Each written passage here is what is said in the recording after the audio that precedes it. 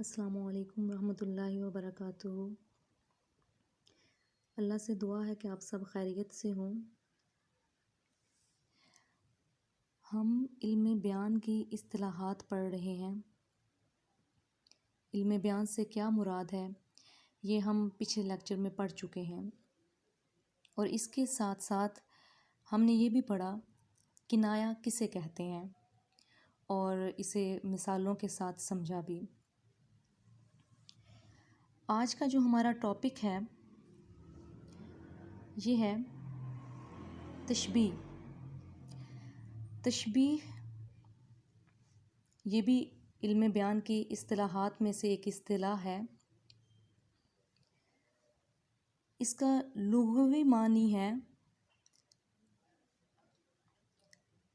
مشابہت، تمثیل یعنی مماثل ہونا، اور کسی چیز کو دوسری چیز کی مانند قرار دینا۔ اب ہم اس کا اصطلاحی معنی دیکھتے ہیں۔ تشبیہ سے کیا مراد ہے؟ تشبیہ کے معنی کسی ایک شخص، چیز یا کیفیت کو مشترکہ صفات کی بنا پر کسی دوسری نسبتاً زیادہ بہتر چیز کے مانند یا مماثل قرار دینا ہے۔ اب یہاں پہ ہم نے تشبیہ کی اس تعریف میں 3 چیزیں دیکھیں۔ پہلی یہ کہ وہ تشبیہ جو ہے اس میں کسی بھی شخص، چیز یا کیفیت کو کسی دوسری چیز سے تشبیہ دی جا سکتی ہے، یعنی جس کو تشبیہ دی جا رہی ہے وہ کوئی شخص بھی ہو سکتا ہے، کوئی چیز بھی، کوئی کیفیت یا حالت بھی ہو سکتی ہے۔ دوسری بات ہم نے یہ پڑھی کہ جو ایک چیز کو ہم دوسری سے تشبیہ دے رہے ہیں وہ مشترکہ صفات کی بنا پر ہو۔ یعنی مشترکہ صفات سے کیا مراد ہے کہ کوئی ایسی صفت یا خوبی جو پہلے والے شخص یا چیز میں پائی جا رہی ہے، جس سے ہم اسے تشبیہ دے رہے ہوں، اس میں بھی وہ خوبی یا صفت پائی جائے۔ تو یہ کیا ہو گیا؟ دونوں میں مشترکہ صفات کا ہونا، جس کی بنیاد پر ان کو ایک دوسرے سے تشبیہ دی جا رہی ہے۔ تھرڈ جو چیز ہم نے پڑھی وہ یہ ہے کہ جس سے تشبیہ دی جا رہی ہے وہ نسبتاً زیادہ بہتر چیز ہو۔ اب یہاں پہ زیادہ بہتر چیز ہونے سے کیا مراد ہے؟ نسبتاً زیادہ بہتر چیز کے مانند قرار دینے سے مراد یہ ہے کہ کسی شخص یا چیز کو اس کی خاص خوبی یا صفت کے اعتبار سے جس شخص یا چیز کی طرح قرار دیا جا رہا ہے، اس کی وہ خوبی سب کے ہاں معروف اور مانی ہوئی ہو۔ اسے ہم سمجھتے ہیں کہ نسبتاً زیادہ بہتر ہونا، اس سے مراد لی جا رہی ہے۔ پہلی چیز یا شخص جسے ہم کسی دوسری چیز یا شخص سے تشبیہ دے رہے ہیں، تو جو دوسرے والی ہے اس کا بہتر ہونا ضروری ہے۔ اب بہتر وہ کس سینس میں ہو؟ تو بہتر اس انداز میں کہ دوسری چیز یا شخص جس سے ہم تشبیہ دے رہے ہیں، جس کے مشابہ قرار دے رہے ہیں، اس کی جو خوبی ہے وہ سب کے ہاں معروف یعنی مشہور اور مانی ہوئی ہو، یعنی تسلیم کی گئی ہو، عام ہو۔ عموماً عام طور پر سبھی کے ہاں اسے تسلیم کیا جاتا ہو۔ تو نسبتاً زیادہ بہتر ہونے سے مراد یہ ہے۔ اب ہم دیکھتے ہیں تشبیہ کا مقصد کیا ہے، کیوں تشبیہ دی جاتی ہے کسی ایک چیز کو دوسری چیز کے ساتھ۔ تشبیہ کا مقصد کسی کی خوبی یا صفت کو بیان کرنے کے ساتھ ساتھ اس کے وصف کی شدت کو بھی بیان کرنا ہوتا ہے.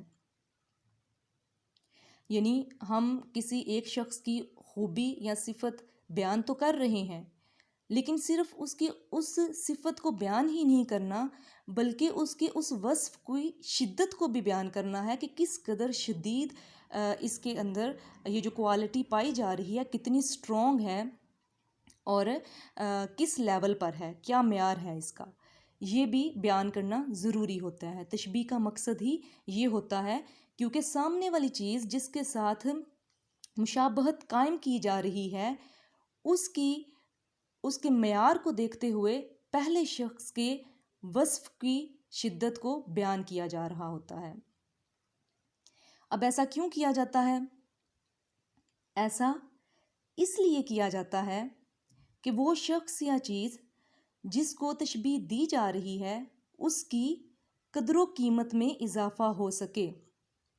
یعنی ایک وہ چیز جس کو ہم تشبیہ دے رہے ہیں اور جس چیز سے تشبیہ دی جا رہی ہے وہ معیار میں اعلیٰ ہے، نسبتاً بہتر ہے، سب کے ہاں معروف ہے، تسلیم کی گئی ہوئی ہے. تو جب ہم اس شخص کو اس خوبی کے ساتھ تشبیہ دے رہے ہوں گے جو سب کے ہاں تسلیم شدہ ہے، تو اس شخص کی قدر و قیمت میں اضافہ خود بخود ہو جائے گا. تو یہ مقصد ہوتا ہے ایک چیز کو دوسری کے مانند قرار دینے میں اور ایک چیز کو دوسری چیز سے تشبیہ دینے میں. اب ہم اسے مزید مثالوں سے سمجھ لیتے ہیں. مثلاً عبداللہ شیر کی طرح بہادر ہے. اب یہاں پہ جس کو تشبیہ دی جا رہی ہے وہ ہے عبداللہ، جس سے تشبیہ دی جا رہی ہے وہ ہے شیر. اور کس بنا پر، کس اعتبار سے تشبیہ دی جا رہی ہے عبداللہ کو شیر سے؟ تو وہ ہے بہادری کی صفت. بہادر ہونا جو ایک وصف ہے اس کے اعتبار سے عبداللہ کو شیر سے تشبیہ دی جا رہی ہے. اب یہاں پہ جو ہم نے تھوڑی دیر پہلے ڈسکس کیا کہ جس کے ساتھ تشبیہ دی جا رہی ہو وہ نسبتاً زیادہ بہتر چیز ہوتی ہے، اور ایسا اس لیے کیا جاتا ہے کہ اس کی قدر و قیمت میں اضافہ ہو سکے جس کو اس بہتر چیز سے تشبیہ دی جا رہی ہے. تو یہاں ہم دیکھیں تو سبھی جانتے ہیں کہ شیر ایک بہادر جانور ہے، اس کی بہادری سبھی کے ہاں تسلیم شدہ ہے، معروف ہے، مانی جاتی ہے. اب عبداللہ کو ایسے جانور کے ساتھ اس کے وصف کو لے کر تشبیہ دینا جس کی کوالٹی، جس کی خوبی، وصف سبھی کے ہاں مانا ہوا، تسلیم شدہ ہے، تو یہ ایسا کیوں کیا جا رہا ہے؟ اس لیے کہ عبداللہ کی قدر و قیمت کو بڑھایا جائے اس کی اس خوبی کو بیان کر کے اور اسے شیر کے ساتھ تشبیہ دے کے.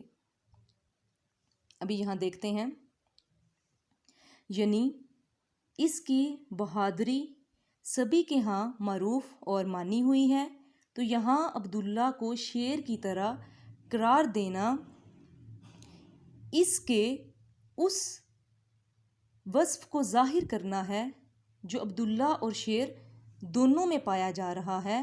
اور وہ صفت کون سی ہے؟ بہادری. بہادری ایسی صفت ہے جو کہ عبداللہ اور شیر دونوں میں پائی جا رہی ہے، اس لیے عبداللہ کو شیر سے تشبیہ دی گئی ہے. اب یہاں ہم ایک اور اگزامپل کو دیکھ لیتے ہیں. العلم کالنور فی الہدایہ، علم ہدایت میں نور کی طرح ہے. اس مثال میں علم کو نور سے تشبیہ دی جا رہی ہے. یعنی جیسے نور یعنی روشنی ہماری رہنمائی کرتی ہے، نور ہمیں درست اور صحیح راستہ دکھاتا ہے۔ بالکل اسی طرح علم بھی ہمیں اچھے اور برے کی تمیز سکھاتا ہے، اور پھر ہم درست اور صحیح راستے کی طرف رہنمائی حاصل کرتے ہیں علم کے ذریعے سے۔ تو یہاں پر اس مثال میں علم کو نور سے تشبیہ دی جا رہی ہے، اس کی صفت ہدایت کی بنا پر، جو کہ علم اور نور دونوں میں پائی جا رہی ہے۔ یعنی علم میں بھی ہدایت کی صفت ہے اور نور میں بھی ہدایت کی صفت ہے، تو ان دونوں میں ایک ہی مشترکہ صفت موجود ہے، جس کی بنا پر، جس کے اعتبار سے علم کو نور سے تشبیہ دی جا رہی ہے، اور وہ صفت کون سی ہے؟ ہدایت۔ ہدایت ایسا وصف ہے جو ان دونوں میں موجود ہے، اور اس کے اعتبار سے ان کو ایک دوسرے سے تشبیہ دی جا رہی ہے۔ تو یہ تھا ہمارا آج کا لیکچر تشبیہ کے بارے میں، اور اسی طرح انشاءاللہ نیکسٹ ویڈیوز میں باقی اصطلاحات پر بھی بات کی جائے گی، اور اسی طرح ڈیٹیل سے ان کو بھی بیان کیا جائے گا۔